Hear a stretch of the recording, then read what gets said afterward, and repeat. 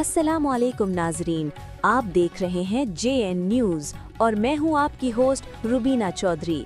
सबसे पहले नजर डालते हैं आज की अहम खबरों पर। कसूर district bureau chief Rashid Ali की रिपोर्ट के मुताबिक हमसे निढाल मां का लापता। लख्त जिगर थाना राजा जंग पुलिस की अनथक मेहनत से बाहिफाजत बरामद। पुलिस को ढेरों दुआएं। थाना राजा जंग पुलिस की SHO और अकबर की सरबराही में पेशवराना खिदमत।